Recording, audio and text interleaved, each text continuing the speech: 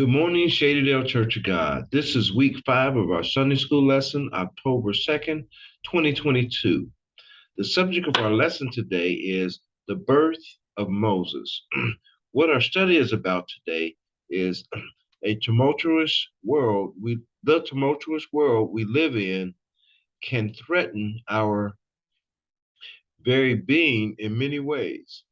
In a time of chaos and danger, Moses' family went to great lengths to save him. Our Bible passage will be found in Exodus, the second chapter, verses 1 through 10. What topics will be discussed? Family, compassion, and deliverance. Let's take a look at our Bible background. Okay. It says, in times of oppression or danger, we do our best to strive to find sources of hope and joy. Pharaoh had ordered the death of any Hebrew baby boys that were born.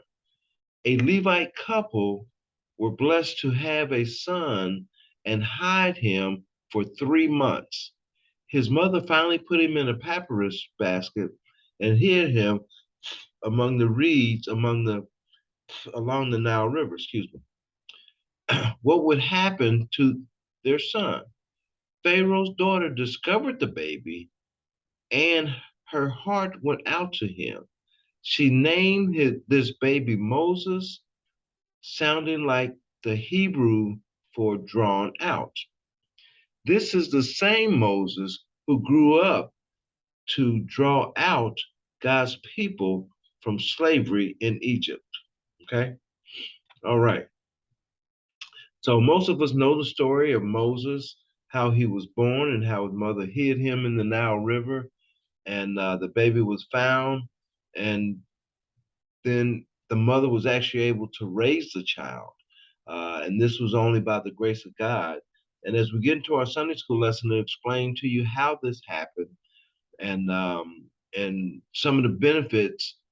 There's obvious benefits that we know about, but if you don't remember all of the your Bible lesson, you'll see that there's actually some other benefits that was afforded to the mother of Moses once she was able to raise this child. Okay, so now what I'm going to do, if it's okay with you, we're going to go ahead and read um, our Bible, our Sunday school lesson, Bible verses, and when we do, we're actually going to have was it Bible Gateway do the reading for us, if that's okay. All right, let me see if I can find it. Gateway.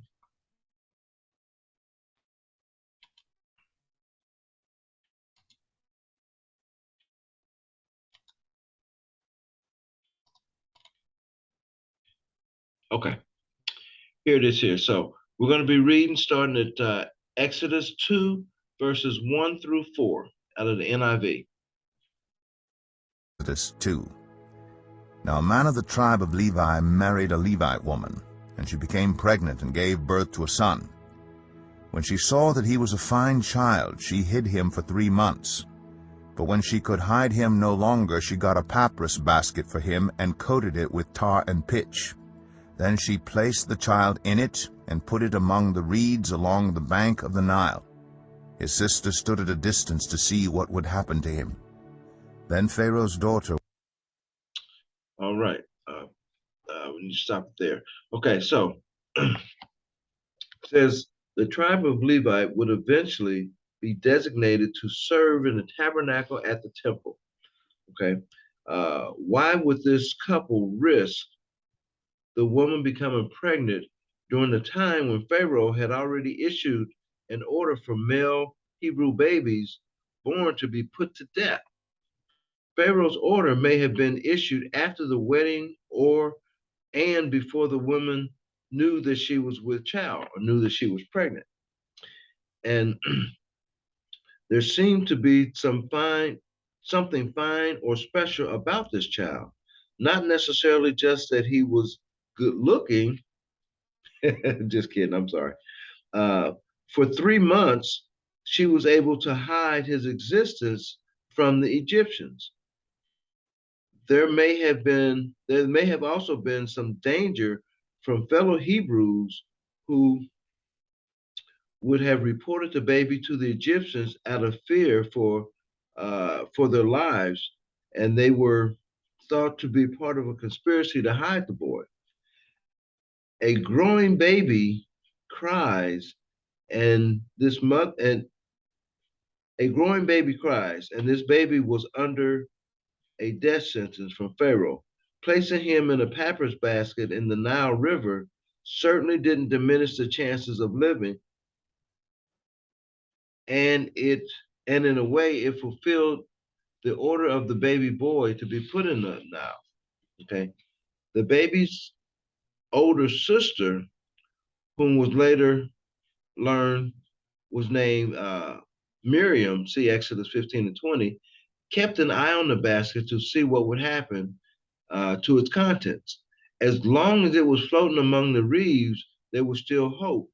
But without a baby bottle or infant formula, the baby was too young and needed to be nursed in order to survive. Okay. Now, number one, I don't know what kind of baby formula they would have had back then. Cow's milk, goat milk is all that I'm aware of, and then the natural breast milk from the mother itself. But as we see in the story, uh, and what will even happen now, a lot of times, mothers will go out of their way, not just mothers, but parents will go out of their way to save their children, to take care of their children, to give their children the very best in life that's possible. And what happened here, um, Levite woman had this child, Moses, and knew that Pharaoh had an order out to kill all baby boys. And she had a baby boy. But she raised that child for 3 months, hid that child for 3 months. And I say, by the grace of God, she was able to hide that child. And and then at that point, she said, "Hey, I can't keep him any longer." Basically, is what I'm feeling. She started thinking, and so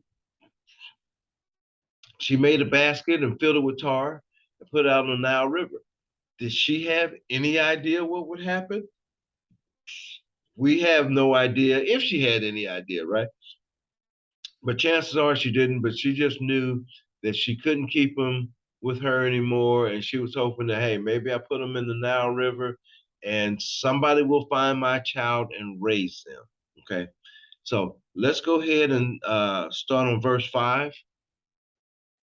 Went down to the Nile to bathe, and her attendants were walking along the riverbank. She saw the basket among the reeds, and sent her female slave to get it. She opened it and saw the baby. He was crying, and she felt sorry for him. "This is one of the Hebrew babies," she said. Then his sister asked Pharaoh's daughter, "Shall I go and get one of the Hebrew women to nurse the baby for you?" "Yes, go," she answered. So the girl went and got the baby's mother. Pharaoh's daughter said to her, "Take this baby and nurse him for me, and I will pay you." So the woman took the baby and nursed him. Okay. So uh, who could do something to help this baby live? It had been, it had to be someone who held a position of power, possessed adequate resources, and had a heart of compassion. Pharaoh's daughter comes down to the river to bathe and noticed the basket floating there. When she opened it and saw the baby inside, her compassion became evident.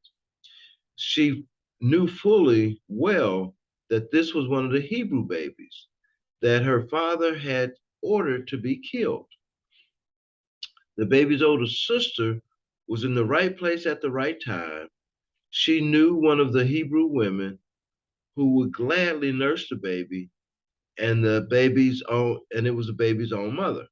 The fact that Pharaoh's daughter agreed to the plan to feed the baby and care for him shows that she had already decided to do what it took to make sure that the baby lived. She must have felt that it was within her own power to defy her father's wishes in this case. The baby's mother didn't get to nurse him. The baby's mother didn't get to nurse him. She was actually paid to do so. I'm sorry. The baby's mother didn't just get to nurse him. She was actually paid to do so. In a multiple layer blessing from God, this woman's baby lived. She got to care for him and was compensated financially to do so. So God can work out things better than we can plan them, right? We can plan. I don't think Moses' mother could have planned for this to work out any better. If her and 10 other people got together, they couldn't have come up with a game plan this well. Why?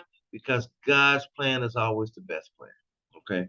And so um, uh, she was asked to nurse the baby.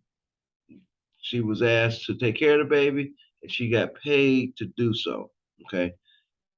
Now, this is a great story. I mean, if you think about it, Pharaoh's daughter, and that's something about daughters. Oftentimes, daughters feel like, and often can, go against what their father's wishes are.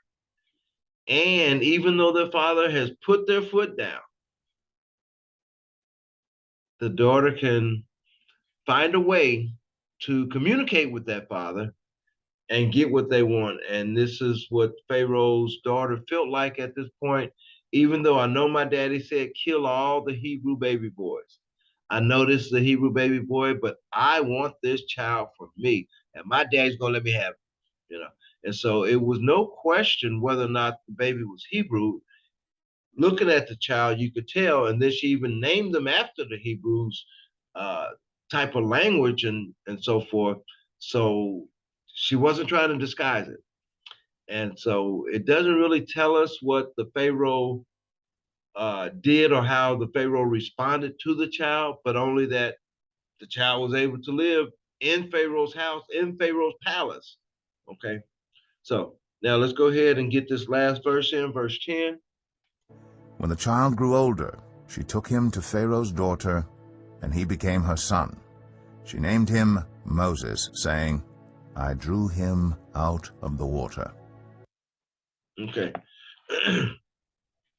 We don't know how old the child was when he was returned to Pharaoh's daughter um, to continue to be raised as her son. He would have at least been at the age where he was eating solid food. Presumably, he had not been isolated from Pharaoh's daughter all of the time. Perhaps she regularly visited him in some way. We are not told how Pharaoh responded when the daughter brought a Hebrew child to live as her own. Further details about the baby after he grew up and made it clear that there was dual citizenship was public knowledge. His own people and even Pharaoh were aware that he was Hebrew, who was raised in the Egyptian palace. Pharaoh's daughter named the baby Moses, which sounds like the Hebrew for drawn out, just as she drew this baby out of the water of the Nile. He would grow up one day, draw the people of God out of slavery in Egypt. Scholars believe that the Pharaoh whom Moses and Aaron would confront was the son of Pharaoh mentioned at this point. Moses was 80 years old when he had his burning bush experience. That's in Exodus 7 and 7. Okay. So, um, as Moses got older, Pharaoh's daughter went on and returned the child to his mother, allowed the child to be raised by his mother. And uh, and things worked out, like I said, perfectly, better than they could have ever imagined. So anyway, The thing that I want to share with us before I end our lesson is allow God to be God. Allow God to work his plan, and things will work out better than you could have ever imagined. No matter what it is we're going through, no matter what kind of difficulties we have, what kind of challenges life has brought us, if we allow God to lead us, if we allow God to give us an answer, he will give us an answer better than any answer we could have came up. He will solve our problems better than anyone else can. So I challenge you to let go and let God. Thank you very much, Shadydale. I hope you enjoyed this Sunday school lesson. On next Sunday, Reverend Sunday school teacher Nehemiah Newman will be bringing your Sunday school lesson. So stay tuned and come back for him. Thank you and God bless you. And guess what? I love you, and there ain't nothing you can do about it.